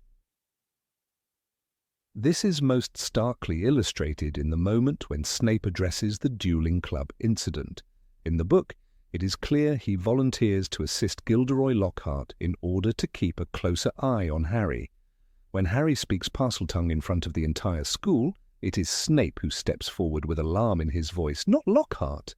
The book notes, Snape's black eyes were narrowed. He is disturbed, deeply so, by this revelation. He doesn't forget it. In the film, his reaction is muted, and the importance of this moment is transferred to other characters. His suspicions about Harry's link to the attacks are left unexplored. This relegation of Snape to the sideline robs the story of an essential element. In the book, the potion classroom is a microcosm of the school's growing paranoia. Snape embodies the adult world's suspicion, its unwillingness to believe that Harry is just a bystander.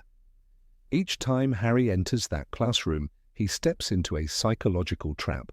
His every word is dissected, every glance noted. When Harry steals into Snape's office for ingredients needed for the polyjuice potion, it is no mere prank. It is an act of desperation laced with danger. Snape's private stores are described as containing ingredients so rare and expensive that only a fool would dare steal them. And yet they do. The risk is astronomical, not because of the ingredients, but because Snape would never let the thief escape punishment. In the film, this pivotal theft is reduced to a near-silent montage. There is no sense of dread, no thudding heartbeats, no dark corridors of fear. The cabinet full of stolen goods, so rich with narrative in the book, becomes a bland container. The film fails to capture the cat-and-mouse thrill of the act. We are told it happened, but we don't feel it happen. Snape's reaction is equally underwhelming. In the book, he is a man obsessed. He corners Harry, leans in and hisses, "If I ever find out who stole from my stores." The silence that follows is worse than shouting. It is a promise of retribution. It is pure menace. This type of menace is what fuels the suspense in the book. Snape is not just another teacher. He is the gatekeeper of darker truths. His proximity to the Slytherin legacy makes him uniquely positioned to understand the serpent that haunts the pipes of Hogwarts. While Dumbledore plays the calm strategist and Lockhart bumbles through showmanship, Snape lurks like a coiled shadow, asking the questions others are too polite to raise. He is not fooled by Lockhart's glitter. He does not dismiss Harry's sudden linguistic talent as a coincidence. He observes, collects, and waits. In the book, this waiting has weight. In the film, it barely exists. What makes the potion classroom so significant in the book is that it becomes a reflection of Snape's mind, cold, meticulous, dangerous. His lessons are not about education but control. His punishments are not about rules but dominance. When Harry sits in that room, he is always aware that he is a trespasser in enemy territory. The dungeon walls close in around him not because of physical architecture, but because of the man who controls the space. And in this subtle battlefield, the chamber's mystery pulses louder than ever. The film misses this entirely. Without the psychological warfare of Snape's classroom, the tension in the early chapters dissolves. Even the small moments lose their sting in the film. In the book, when Hermione lies petrified in the hospital wing, Snape's concern is not sentimental, but it's there. He is described as unusually subdued. One begins to sense that he is trying to solve the mystery himself, though he lacks access to the full truth. This quiet intellectual competition between Snape and Harry, both chasing the same mystery from different angles, adds richness to the story. In the film, such nuance is gone. Snape doesn't pursue the truth. He merely reacts to it when others uncover it. Another vivid contrast lies in the power dynamic. In the book, Harry is a child walking a tightrope. Snape is the adult whose every word could send him plunging into expulsion or disgrace. That imbalance adds intensity to each classroom scene. The potion classroom becomes a pressure cooker where the stakes rise with each chapter. By ignoring this dynamic, the film flattens the drama. The scenes feel safer, duller, more sanitized. Even Draco Malfoy in the book senses this tension and feeds into it, often baiting Harry during potion lessons just to see how Snape will respond. When Harry and Ron are caught trying to get into the Slytherin common room in disguise, Snape is furious not only at the rule-breaking, but because it confirms his belief. Harry is digging too deep. The book lets us sit in that fury. The film glances away. Ultimately, the potion classroom is not just a backdrop for learning to brew potions. It is a crucible where suspicions simmer, alliances are tested, and secrets threaten to rise to the surface. In the book, this room feels alive with malice and intellect. In the film, it is reduced to a few lines of cold sarcasm. The magic of the potion classroom lies not in what it teaches, but in what it reveals, and that, tragically, was lost on screen. Number 22, Justin and nearly headless Nick petrified. In the cold, echoing halls of Hogwarts, silence could be more frightening than any roar. On one particular day, in Harry Potter's second year, that silence was broken not by a sound, but by the sight of something so unnatural, so shocking, that it froze more than just the victims in stone. In the book, Harry Potter and the Chamber of Secrets, J.K. Rowling crafts a scene rich in emotion and tension. Harry stumbles upon the bodies of Justin Finch Fletchley and nearly headless Nick, both petrified, lying motionless in the corridor. The book doesn't simply describe the horror, it immerses us in it, trapping us in Harry's mind as panic and guilt wrestle for dominance. The film adaptation, however, glides past this moment with unsettling brevity. While it includes the visual of the petrified figures, it does so without anchoring the viewer in Harry's fear or the crushing weight of suspicion that immediately descends upon him. It's not just about the missing details, it's about the missing emotional core. The audience isn't offered the same lens through which to feel the growing paranoia at Hogwarts or the intensity of Harry's internal struggle. The camera lingers for only a moment, failing to capture the sheer psychological blow this event delivers to the young wizard. In the book, the event unfolds as a moment of narrative rupture. Harry turns a corner with Professor McGonagall and finds Justin lying rigid on the floor, eyes glassy, his entire body stiff. But that alone isn't the most grotesque detail. Nearby floats nearly Headless Nick, an apparition of translucent grey, now turned an eerie, smoky black, frozen mid-expression of agony. Ghosts, as Harry knows, cannot be killed, so how could a ghost be petrified? It's a question that terrifies more than it confuses. The unnaturalness of Nick's state elevates the horror and mystery to new heights, and Harry is at the very centre of it all. In Rowling's words, Harry stared horror-struck into the pale face of Justin Finch Fletchley. It's not just a moment of discovery, it's a confrontation with guilt and dread. Minutes before, Justin had been seen avoiding Harry, spooked by rumours that Harry was the heir of Slytherin. And now, here, Justin lay, as though Harry's very presence had cursed him. This implication is subtle, but crucial. The scene in the book positions Harry not just as a protagonist, but as a suspect. The corridor becomes a courtroom, and Harry's conscience, the judge.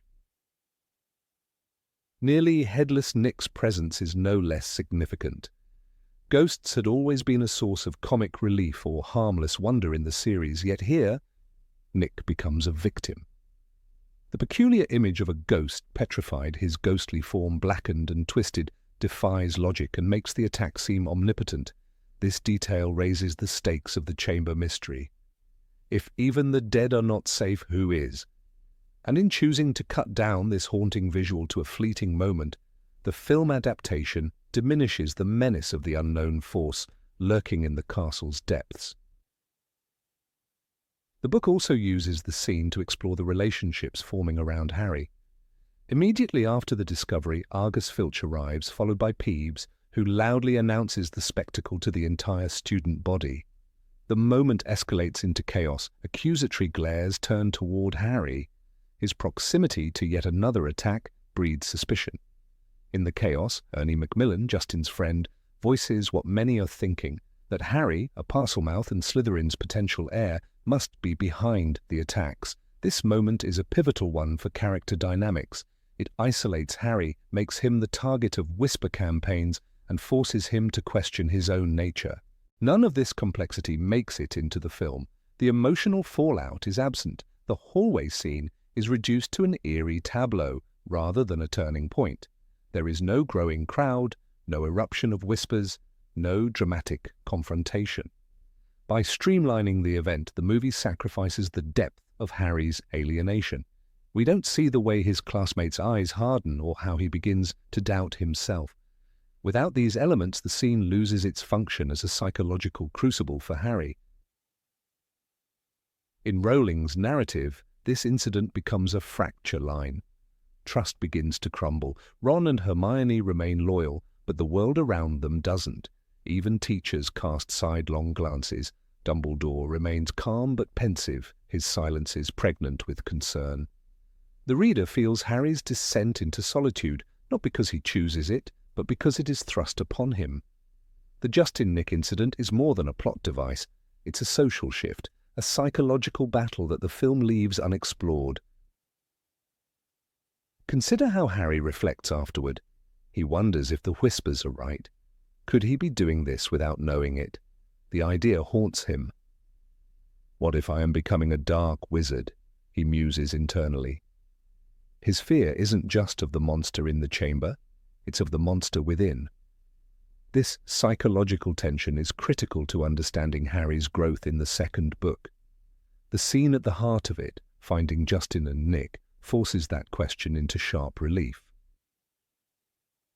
The movie, by failing to linger on this moment, misses an opportunity to explore this internal battle. It prioritizes plot movement over emotional resonance. It's a common trade-off in adaptation, but here the cost is too high. The tension of the chamber mystery is not just in the attacks themselves, but in their impact on the psyche of those who remain. The film neglects this, turning a potentially harrowing scene into little more than a horror visual. The petrified Nick, in particular, is a detail worth mourning in its absence. Rowling deliberately blurs the boundaries of what magic can affect. Ghosts, by definition, should be untouchable, yet the basilisk gaze reflected through water is so powerful that it seizes even the undead in its grip. The implications are chilling. It raises metaphysical questions about the nature of souls, curses, and fear. It signals that the monster is not only deadly but transcendent. By ignoring this in the film, we lose the philosophical horror embedded in the narrative. Furthermore, the placement of the scene in the book, in the middle of increasing tensions, rumors, and strange whispers, serves as a narrative crescendo. It feels like the moment before the storm fully breaks. After this, Harry is no longer just the boy who lived. He becomes the boy everyone fears. Even his own thoughts become suspect. The psychological weight builds with every step he takes, every corner he turns in the castle, wondering who will fall next and whether he'll be blamed. There's a loneliness to Harry's position that the book captures so well. After the incident, he walks with his head down, avoiding eye contact. Even teachers begin to pause mid-sentence around him. In the movie, this erosion of trust is not shown with the same care. We don't feel the silence stretching between words, the hesitation in his classmates' voices. We see only the external events, not the slow crumbling of certainty within him. Justin's role is another casualty of the film's brevity.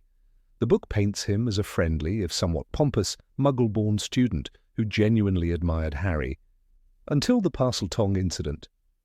His fear of Harry becomes understandable, making his petrification all the more tragic. The film doesn't grant him this arc. He is background, a plot point, not a person. His fear, his voice, his story, erased. And yet it is through these smaller characters like Justin and Nick that Rowling weaves a larger narrative about fear, perception, and identity. Harry's discovery of them, frozen mid-moment, isn't just about uncovering another clue, it's about watching his reflection in others' eyes distort. The fear isn't just of the monster, but of becoming one. This emotional nuance is absent in the film's treatment. The horror remains visual, never moral or psychological. The movie may offer spectacle, but the book offers consequence. In a world where magic can twist reality, it's the internal consequences, fear, doubt, isolation, that make the story resonate. The petrified bodies of Justin and Nick are more than victims, they are mirrors held up to Harry's soul.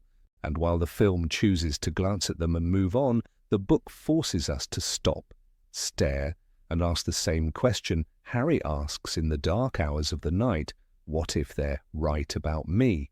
Number 23, Dumbledore's Reward. Albus Dumbledore has always been a figure of quiet wisdom and perceptive authority. In Harry Potter and the Chamber of Secrets, this is especially evident in the final chapters of the book, when the threat of the Basilisk has been vanquished and Ginny Weasley has been saved from the cursed diary of Tom Riddle. J.K. Rowling crafts a gentle but deeply meaningful moment between Dumbledore and the two boys responsible for saving the day, Harry Potter and Ron Weasley. After all the danger, the fear, and the secrets, it is Dumbledore who acknowledges not only the courage of the boys, but also the values they embodied. In the film adaptation, however, this moment is conspicuously absent. Instead, the story skips to a cheerful feast, a raucous celebration that replaces solemn recognition with noise and laughter. This subtle difference alters the emotional core of the ending, shifting the tone from reverent closure to cinematic relief. In the book, the aftermath of the adventure in the Chamber of Secrets is treated with careful, emotional pacing. When Harry and Ron emerge from the chamber, they are physically exhausted and emotionally drained. They have faced a deadly basilisk, a memory of the young Voldemort, and the very real possibility of death. Their reward is not just survival, but a sincere acknowledgement from the headmaster who has quietly guided them all along. Dumbledore does not merely thank them, he grants them a tangible symbol of their bravery. He awards each of them 200 points for Gryffindor, effectively securing the House Cup. The points, while perhaps symbolic, serve as public recognition of their character, resilience, and bravery. This recognition matters, especially at Hogwarts, where every point reflects a student's worth in the eyes of their peers and professors. Rowling doesn't let this moment pass in a blur. Instead, she builds it with quiet reverence. Dumbledore, in his office, calm and twinkling, tells them with deep sincerity, "You two realize, of course, that in the last few hours you have broken perhaps a dozen school rules." And then, after the pause, the signature Dumbledore twist. "But I have to say that it was one of the best things that's happened at Hogwarts for 100 years. His voice is warm. His expression is proud. This is not simply about rules being broken. This is about the strength of character, about instinct and loyalty. It is an important lesson delivered not through scolding or applause, but through quiet affirmation. The film, unfortunately, does not recreate this intimacy. In the film, the aftermath is cut short. After the threat is eliminated, the focus shifts rapidly to the Great Hall. The hall is decorated with red and gold, the Gryffindors are celebrating, and Dobby is freed with a sock. It is all cheerful and satisfying, especially for a young audience seeking joy after the tension, but missing from this sequence is the one-on-one interaction between Dumbledore and the boys. There is no solemn nod from the headmaster, no symbolic act of awarding points, no verbalization of pride or recognition. Without this, the arc of character growth for Harry and Ron feels somewhat incomplete. Their bravery is assumed to be understood by all, but it is not explicitly honored by the most important adult figure in their lives. The absence of this scene changes the thematic weight of the conclusion. In the book, Dumbledore's office is a place where hard truths are told, where confessions are made, and where consequences are revealed. It is there that Ginny is comforted, that Lucius Malfoy is confronted, and that Harry's loyalty is tested and rewarded. By removing this setting and its emotional resonance from the film, the filmmakers dilute the emotional complexity of the ending. Instead of feeling the gravity of what Harry and Ron have done, the viewer is invited to laugh and cheer. The problem with this is not the cheer itself. It's the lost opportunity to underline the growth and moral clarity that Dumbledore offers. Harry, throughout the book, wrestles with identity and self-worth. The Sorting Hat doubted his place in Gryffindor. Tom Riddle accused him of being too similar to Voldemort. Harry even doubts his own ability to be good. Dumbledore's words at the end of the book bring crucial resolution to this inner conflict. "It is our choices, Harry, that show what we truly are, far more than our abilities." This line is not only philosophical, it is pivotal. It tells Harry and the reader that he is not defined by the powers he shares with Voldemort, but by how he uses them. The film includes this quote, but it is buried quickly among other plot resolutions and surrounded by distractions. In the book, it stands alone in its moment. It is personal and deeply moving. The awarding of points is more than a tradition. It is a mirror to the moral compass of the story. Dumbledore's decision to give points at this moment is not arbitrary. It affirms the student's actions as righteous. It says, "You may have broken the rules, but you did so for love, for loyalty, for truth. That matters. That deserves recognition." Without this moment, the audience misses the layered nature of justice at Hogwarts. It becomes a simple story of action and reward rather than one of values and growth. The book makes this clear, the film does not. Ron Weasley, who often lives in the shadow of his brothers and best friend, also receives the headmaster's gratitude in the book. This is important. His bravery in driving the flying car, his commitment to finding the entrance to the chamber, his decision to go with Harry despite danger, all are acknowledged. Dumbledore's appreciation lifts Ron out of the role of comic sidekick and shows him as a true hero in his own right. This is a deeply humanizing moment for Ron. In the movie, however, he remains largely in the background, providing levity rather than substance. The artistic choice to skip this moment in the film may have been motivated by pacing or audience engagement, but the cost is noticeable. For readers who have invested in the emotional arc of the characters, the omission feels hollow. The book's ending is not just a party, it's a conclusion to several moral threads.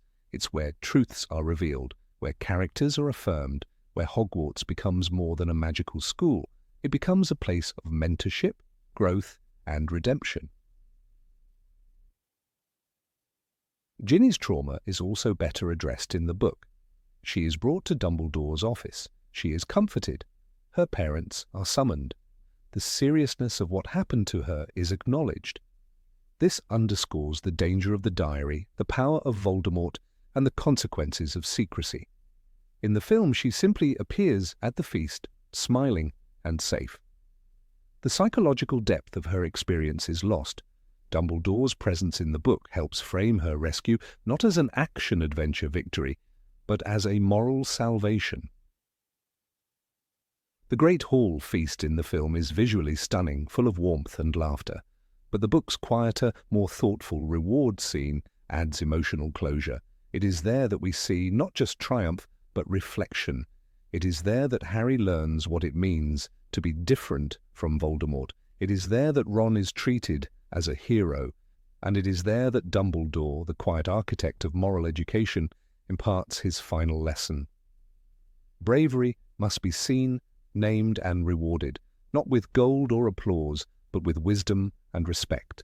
In cinematic terms, one might argue that a triumphant celebration is more satisfying than a subdued office conversation. But Harry Potter is not just about spells and spectacle, it's about choices, character, and values. The book ends with a sense of grace. Dumbledore's quiet reward is not flashy, but it is powerful.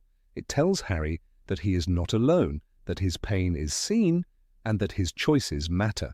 The film, in trying to entertain, forgets to honor this.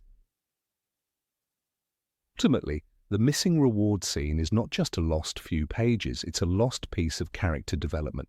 It's a missed opportunity to show Dumbledore not just as a plot device, but as a teacher. It's a missed moment of growth for Harry and Ron. And for the audience, it's a moment that, if included, could have deepened the emotional resonance of the entire story. Because in the end, what stays with us is not just who won the House Cup, but who took the time to say, well done. Number 24, Slytherin's Chamber Design. The Chamber of Secrets in J.K. Rowling's original book is not merely a room hidden deep within the bowels of Hogwarts.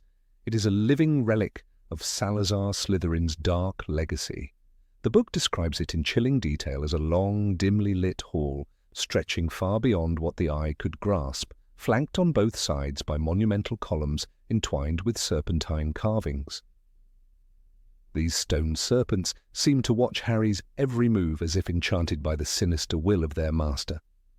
The walls oozed with ancient, cursed magic, and the silence of the place was so absolute it felt alive. That sense of oppressive power, of being submerged in a tomb that time had tried and failed to forget, wrapped itself around Harry like a second skin. The very air was thick with enchantment, and the boy wizard noted how the chamber seemed to breathe with the memory of dark intentions. In the film adaptation, however, the chamber loses some of that eerie intimacy. While it certainly retains a visual grandeur, the massive stone statue of Salazar Slytherin, the long corridor leading to it, and the wet, stone-tiled floor that glistens with water, the cinematic representation lacks the psychological weight that Rowling poured into her prose. The viewer is shown a grand set, dimly lit and epic in scale, but the camera's gaze does not linger on the serpent motifs or the way the shadows twist across the columns. There is no time to reflect on the centuries-old hatred etched into the stone. Instead, the focus moves rapidly toward the confrontation between Harry and Tom Riddle. The ancient room becomes merely a backdrop, not a character in itself. In the book, the chamber breathes malevolence. Rowling writes, "The place was large and dimly lit, with a high ceiling lost in shadows and a long, damp corridor stretching ahead between stone pillars carved with entwined serpents. The serpents are not just decoration, they are symbols of a dangerous ideology, a reminder of Slytherin's belief in blood purity, and they follow Harry with cold, unblinking eyes. The entire space seems to whisper that he does not belong here. It is a temple to Slytherin's pride and prejudice, a sanctum that was never meant for anyone outside his lineage. The statues, the slime-coated floor, the echoes that seem to answer unspoken fears, none of. These elements are truly captured in the film. Even the colossal statue of Salazar Slytherin, which serves as the climax of the chamber's architecture in both book and movie, is stripped of its narrative power in the visual version. In the film, it is a cold grey monument, certainly imposing, but devoid of the mystical aura Rowling imbued it with. In the book, its presence is nearly sentient. A gigantic stone statue of Salazar Slytherin loomed ahead. He was ancient and monkey-like, with a long, thin beard that fell almost to the bottom of his sweeping robes. He had a strangely blank face with eyes that seemed to follow Harry. That haunting feeling that the statue itself might come alive, that it judged Harry's every breath, vanishes in the film. The atmosphere is left hollow, filled with aesthetic but not essence. There is also the magical pressure Harry experiences in the book that the film entirely omits. As he steps into the chamber, the air thickens. The very magic saturating the stone walls reacts to his presence like a coiled beast awakening. It is not simply that the room is eerie, it is hostile, it resents him. Harry felt a chill pass over him, a coldness not from the damp stone but from something deeper, ancient and cruel. This line, and others like it, infuse the reader with the same fear Harry feels. The sense that he has trespassed on holy or unholy ground, that he is being watched not just by Tom Riddle but by the lingering soul of Slytherin himself. The film misses the subtle horror of this moment. Instead, it introduces the chamber with wide camera shots, swelling music, and a straightforward tone of danger. But what is lost is the emotional assault the room lays on Harry. There are no signs that the chamber resents him, that it pulses with a life of its own. This omission turns a deeply symbolic confrontation into a mere monster battle. The soul of the space is edited out, leaving behind the shell of set design. Another omission that weakens the film's portrayal is the lack of detail in the journey into the chamber. In the book, Harry and Ron's descent through the pipe is described in visceral detail. They fall through a long, slimy tunnel, land with a painful thud, and navigate the underground darkness like spelunkers entering a forbidden tomb. Bones crunch beneath their feet, echoes deceive their ears. At every step, the narrative builds dread. The chamber is not just a room, it's a grave. The remains of the Basilisk's victims, petrified and forgotten, are scattered like ancient warnings. The film streamlines this entire sequence, turning a harrowing expedition into a quick transition scene, devoid of the build-up that makes the confrontation so impactful. Moreover, the theme of legacy is embedded in the book's version of the chamber. The space itself stands as a monument to Slytherin's vision of Hogwarts, a place only for pure-blooded witches and wizards. The oppressive carvings and snake motifs are not merely decorative, they are ideological. They reflect the hatred and division that festered in the founder's heart. In the book, as Harry looks around, he feels that message pressing in on him. The chamber becomes a mirror, forcing him to question his place in the wizarding world, especially with the whispering voice of Parseltongue in his head, and the Sorting Hat's earlier declaration that he might do well in Slytherin. The Chamber of Secrets is as much about inner conflict as it is about external danger. The movie fails to bring this duality to life. The darkness in the book is not just physical but spiritual. The shadows conceal more than just threats. They veil truths Harry must wrestle with. Is he connected to Voldemort more than he wants to admit? Is he truly different from Tom Riddle? These questions arise not because of what Tom says, but because of what the chamber makes him feel. The weight of history hangs in the air, thick and judgmental. None of this is communicated through the visual storytelling in the film, where the chamber is simply a setting for an action scene. The basilisk itself also emerges differently. In the book, its arrival is teased through the slithering sound and the growing tension. It is summoned through Parseltongue, which Harry barely understands himself. Its appearance is monstrous, but its connection to the room is emphasized.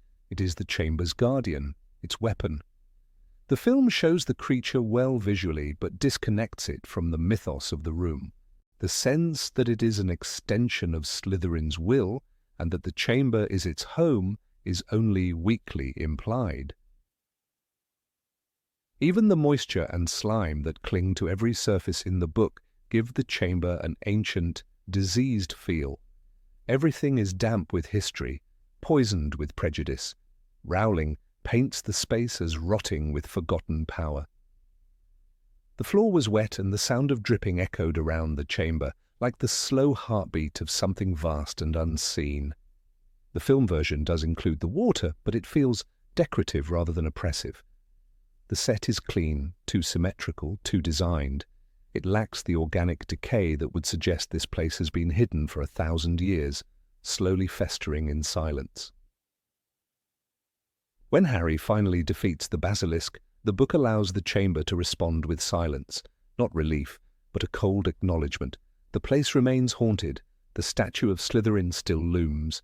Tom's diary is gone, the monster is dead, but the room does not warm. Its hatred is eternal. That lingering malice is absent in the film. The resolution comes quickly, almost joyfully, with no sense of the ongoing weight of history. It wraps up the moment instead of letting it echo in the viewer's mind. The book ensures that the reader never forgets where Harry has been. The chamber leaves a scar, not just from the fang in his arm, but from the psychological pressure of facing Slytherin's enduring shadow.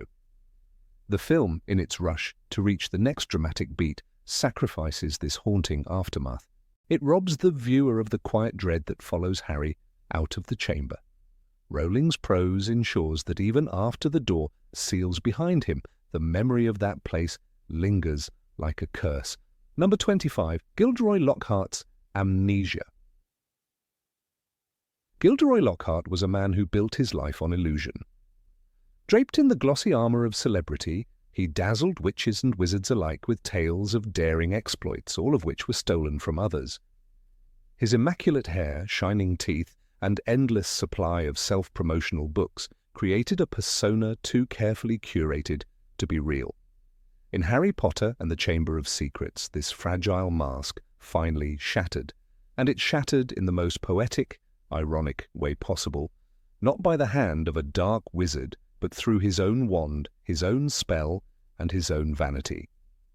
The book and the film both portray the moment Lockhart's own memory charm backfires, but where the movie brushes past it, offering a few seconds of slapstick confusion, the book lingers. It explores his downfall in a way that's both hilarious and tragic, cementing the memory loss not just as a gag, but as a fitting punishment. The sequence begins deep within the bowels of Hogwarts. Harry Potter and Ron Weasley confront Lockhart in the staff room, demanding his help to save Ginny Weasley from the mysterious creature in the chamber.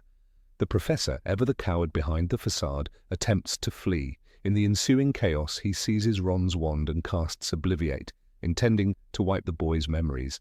But the wand, broken from an earlier misadventure with the Whomping Willow, rebounds the spell onto its caster. The explosion sends Lockhart flying, blasting away not only part of the tunnel wall, but his entire sense of self. In the movie, this leads to a quick moment of dazed confusion. Lockhart smiles stupidly and says he doesn't know who he is, then follows Harry and Ron further into the chamber. A minute later, the narrative moves on, but in the book, the scene unfolds differently. After the spell hits, Lockhart doesn't merely forget his name, he loses everything, he becomes a shell. The confident, arrogant man disappears, and in his place emerges someone completely new, someone vacant, harmless, and almost childlike.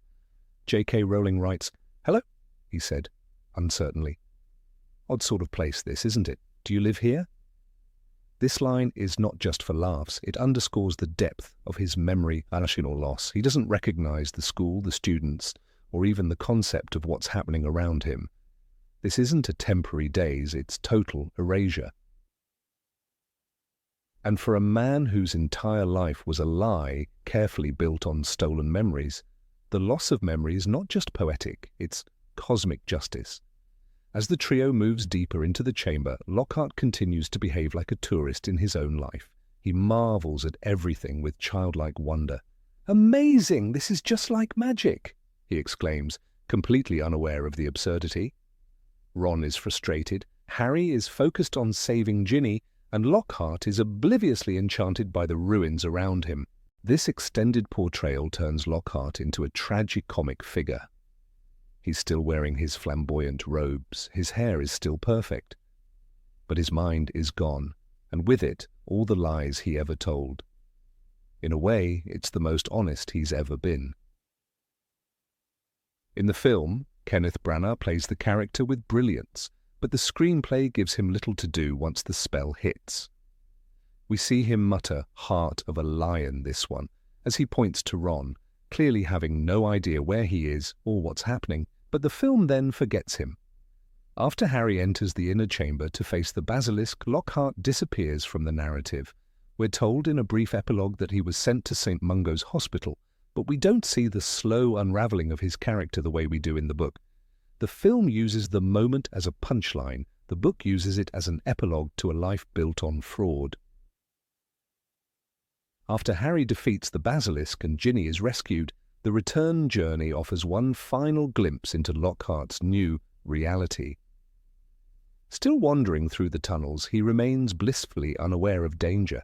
He plucks at the walls, runs his hands along the stones, and speaks with an idiotic cheerfulness that contrasts violently with the fear and exhaustion of the others. He is at last harmless. For someone who had stolen other people's stories, erased their memories to maintain his fame, and lived as a parasite on the legends of others, this transformation is brutal but just. Later in Harry Potter and the Order of the Phoenix, we learn that Lockhart remains in the long-term care ward at St. Mungo's. He's signing autographs for no one, still wearing his favourite robes and proudly showing off magical photographs from a life he no longer remembers. He still thinks he's famous, the nurse tells Harry, but he can't really remember why.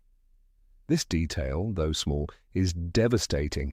It's the ultimate tragedy. A man who lived for applause now claps alone, not knowing what the applause was ever for. What makes the book's treatment so memorable is its layered irony. Lockhart's memory was never truly his. He built a career by stealing others' memories, then silencing them with magic. That he would eventually be silenced in the same way is poetic justice of the most satisfying sort. It's also a warning, a tale about the consequences of deception wrapped in a cloak of humour and flamboyance. The film touches this only lightly. The book presses the point with force, inviting readers not just to laugh, but to reflect. Lockhart's transformation also raises a compelling question. Who is he now? Stripped of ego, stripped of memory, he's not cruel, not vain, not even annoying. He's just lost, like a child.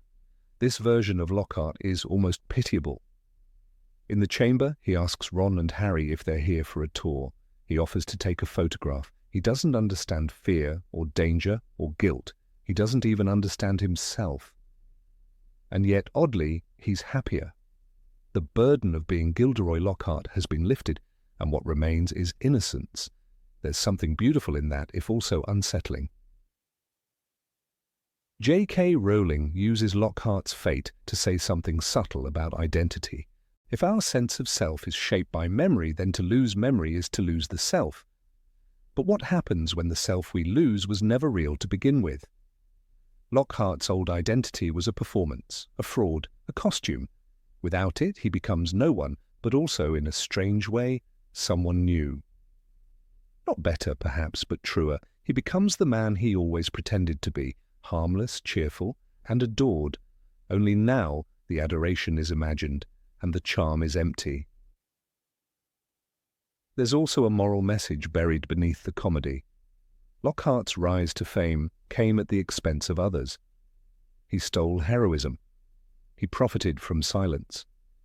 In losing his memory, he pays a debt that cannot be repaid, but can at least be acknowledged. The book does not punish him with death as it does Tom Riddle's memory or the Basilisk. It punishes him with erasure, the same erasure he inflicted on others. It's both a punishment and a mirror. Even as a narrative device, Lockhart's fall serves a purpose. It allows the reader to experience satisfaction at seeing justice done, but also evokes sympathy. He was never a dark wizard. He was a fraud, yes, but a fragile one. In his final state, we see not a villain brought low, but a fool laid bare. This duality makes his story more than comic relief. It makes it a cautionary tale. The film, efficient and time-bound, reduces this journey to a few lines and a joke. It gives us the fall, but not the aftermath.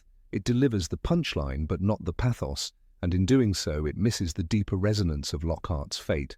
The book, with its slower rhythm and narrative patience, allows us to sit with the consequences, to follow Lockhart as he stumbles through the chamber, babbling nonsense, completely unaware that the life he once curated is now lost forever. Lockhart is never redeemed, but in the book, he is transformed. His punishment is fitting, his fate ironic, and his new persona unintentionally endearing. We leave him not with hatred or scorn, but with a strange mix of pity and poetic satisfaction, and that is something only the book manages to fully capture. Where the film ends with a laugh, the book ends with a sigh, and sometimes, in storytelling, that sigh is worth far more. Number 26. Riddle's Bloodline Secret. In the dim glow of the Chamber of Secrets, a memory flickered to life, not just of a boy named Tom Riddle, but of a truth that the film barely whispered. The difference between the book and the film adaptation of Harry Potter and the Chamber of Secrets may seem subtle to the casual viewer, but in the pages of the novel, J.K. Rowling revealed a chilling contradiction that shaped the soul of her most infamous villain. In the film, the character of Tom Riddle is smooth, polished, and malevolent, but his hatred for Muggleborns is presented as if it requires no explanation. The movie offers no insight into the twisted roots of that hatred, glossing over one of the darkest ironies of the entire series. Tom Riddle himself is a half-blood. In the book, this contradiction is laid bare with disarming clarity. Riddle, proud and calculating even in his teenage years, announces to Harry, "I'm not like you, I'm different, I'm special." But it is in the pages of the novel that readers understand what he truly means. He is not a pure-blood wizard. His mother, Merope Gaunt, came from one of the oldest wizarding families, descendants of Salazar Slytherin himself, but she fell in love with a handsome muggle named Tom Riddle Sr., a man who abandoned her the moment the enchantment faded. Their child, the product of a broken illusion and a magical lineage steeped in madness, inherited both magic and bitterness. In that, the book draws a chilling portrait of hypocrisy and identity. Tom Riddle despises Muggleborns, witches and wizards born to non-magical parents, yet he himself was born to a Muggle father. The film brushes past this complexity entirely. The viewer is given no reason to understand the self-loathing and projection that defines Riddle's character. He becomes a static figure of evil rather than the embodiment of the wizarding world's deepest contradictions. His heritage, a key to his motivation, is locked away, unspoken. In Rowling's original narrative, this contradiction is not just a footnote, it is a scar that defines Riddle's path. Raised in a Muggle orphanage, abandoned by the magical mother who died in childbirth, and rejected by the Muggle father who never wanted him, Tom Marvolo Riddle grew up in a world he loathed. At Hogwarts, he discovered his ancestry, and in doing so crafted an identity out of rejection and vengeance. "I'm the last remaining descendant of Salazar Slytherin," he tells Harry in the book, with unmistakable pride. That he is also the son of a Muggle is what gives his hatred its bitter edge. This omission in the film is not just a simplification, it's a dilution of Riddle's psychological horror. In the book, he is a tragic monster, someone who becomes the very thing he fears. He builds a philosophy of blood purity to mask the shame of his own parentage. He speaks with loathing of Muggleborns not just because of ideology, but because he sees his own vulnerability in them. To admit the value of a Muggleborn witch like Hermione Granger is, in his mind, to admit that his own blood is not a curse, and so he attacks them symbolically and literally through the Basilisk's petrifying gaze. When the viewer watches the film, none of this inner turmoil is conveyed. The character of Riddle, portrayed by Christian Coulson, is elegant and sinister, but he is merely a villain. He traps Harry in conversation, manipulates Ginny, and reveals his transformation into Lord Voldemort with theatrical flair. "Voldemort is my past, present, and future," he says, a line lifted from the book, but drained of its psychological weight. There is no exploration of why he became Voldemort, only that he did. Yet in the novel, Rowling is methodical. She gives the reader glimpses of Riddle's evolution, his name, carefully anagrammed from Tom Marvolo Riddle to I am Lord Voldemort, his growing obsession with magical bloodlines, his recruitment of followers. But more than that, she allows the contradiction to haunt him. The hatred that drives him is not just ideological, it is deeply personal. He wants to purge the world of the reminder that he is not pure, not whole. Every Muggle-born student at Hogwarts is a reflection of what he might have been. And that is intolerable. In this way, Tom Riddle becomes a character as Shakespearean as Macbeth, driven by fate, pride, and a refusal to accept himself. His rage against Muggleborns is not only the rage of Slytherin's heir, it is the rage of a child rejected. The film discards this richness for simplicity. It trades nuance for clarity, making Riddle's villainy a matter of fact, not psychology. The viewer is left wondering why a half-blood would lead a campaign of terror against those of similar heritage. The book, on the other hand, makes it painfully clear. Even the environment of the chamber is telling. In the novel, the Chamber of Secrets is not just a monster's lair, it is a sanctum of ideology. The Basilisk, the heirloom of Slytherin, is not just a weapon, but a symbol of inherited power. Riddle uses it to cleanse the school of Muggleborns, a mission rooted in ancient belief. Yet as readers, we know he does so while hiding his own blood. It is a performance of purity, a mask of legitimacy. Riddle does not qualify as pure blood, but he claims the legacy of Slytherin nonetheless. This gap between appearance and reality is central to Rowling's depiction of evil. It is not enough for Riddle to believe in blood supremacy. He must rewrite history to fit the lie. The film adaptation, in softening this contradiction, makes him easier to categorize and therefore less frightening. But in the book, the terror of Riddle lies in his duplicity. He is the boy who knows he is lying and lies anyway. He does not believe in purity, he believes in power. The irony is deliberate. Riddle's rejection of his own Muggle roots mirrors the very societal structures he manipulates. He becomes a symbol of how ideology can be twisted to serve personal hatred. In the book, Rowling shows us a boy who discovers that his father abandoned him because he was a wizard. That knowledge festers. Rather than reject the shame, he externalizes it. He turns it into doctrine. He builds a cult around a lie, insisting that magical worth is measured by bloodlines while hiding his own truth in shadows. Harry, who is also a half-blood, becomes Riddle's perfect foil. He, too, is a boy of two worlds. But while Harry's identity brings him closer to people, Hermione, Ron, even Muggle relatives, Riddle's identity isolates him. He refuses to be seen for what he is. He crafts a new name, a new face, a new history. In the Chamber of Secrets, the two boys confront not just each other, but the paths they have taken. "You're nothing special," Harry tells him in the book. "You're not the greatest wizard in the world." And in that moment, it is Riddle's shame, not his strength, that fills the air. The tragedy, of course, is that the film misses the chance to show this contrast. Riddle is not just a ghost of Voldemort. He is Voldemort's origin story. To understand his future crimes, one must see the wound he carried. Rowling crafted a villain who hated what he could not change and punished the world for it.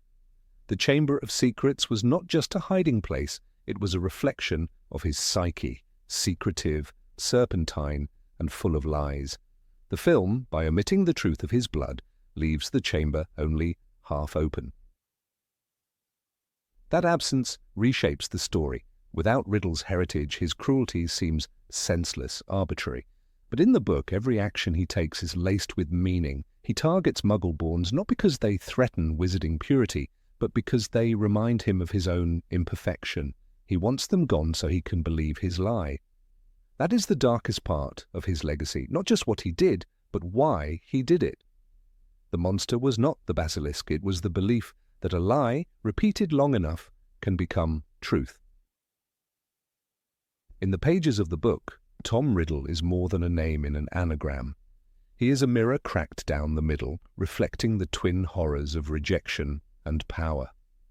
His blood, half magic, half mundane, is the secret he tries to bury beneath centuries of stone. The Chamber of Secrets, then, is not just a room. It is a tomb built for shame.